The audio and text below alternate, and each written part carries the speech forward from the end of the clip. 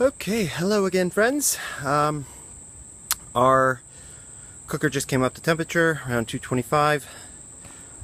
We've got the brisket in the smoker. You can see a lot of smoke is coming out because it's cooled off in there, so the fan is going like crazy. One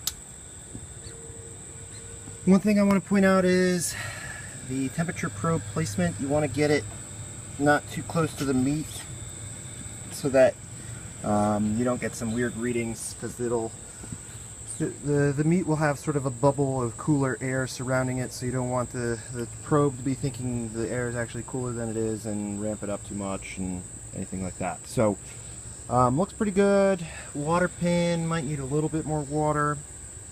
We're gonna let this go though. Put the cover on. Just one sec. Hard to get on, put gaskets there. Okay, another thing to note is that the thick end of the brisket was on this side of the smoker, so the top dampener is going to go over there because it's going to be a little bit hotter on this side, and that bigger chunk of meat will take longer to cook and it can handle that higher temperature. So thick end of the meat over here with the dampener. Got it closed back up. We're at 162, so it needs to come back up a little bit. Now what we're going to do is we're going to add some more wood in there.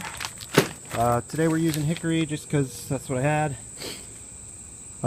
So we're going to throw in, I don't know, 1/4 pound of wood, and we're going to do that every 30 minutes or so for the next 2 hours.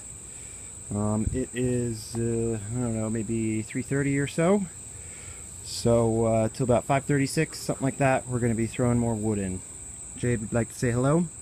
So we're going to go ahead and open up the access door.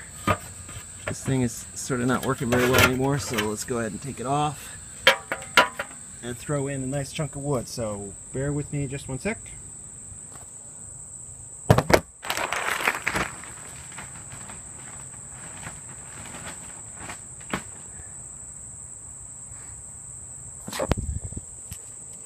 Alright, so we're going to go for a nice little handful like that.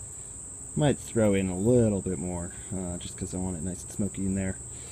I'm going to use my tongs and put it directly on those hot coals in the middle there. So that's where this is going. Also, thing to note is get yourself lots of charcoal. If you're going to be doing charcoal smoker like I am, you're going to need a lot of charcoal. This is going to last a long time, and you're going to need that fuel. So I had 2 bags on hand. Almost the whole bag went in there to start. I imagine I'm going to be opening up that second bag to add more charcoal at some point when it needs it. So get yourself lots of fuel.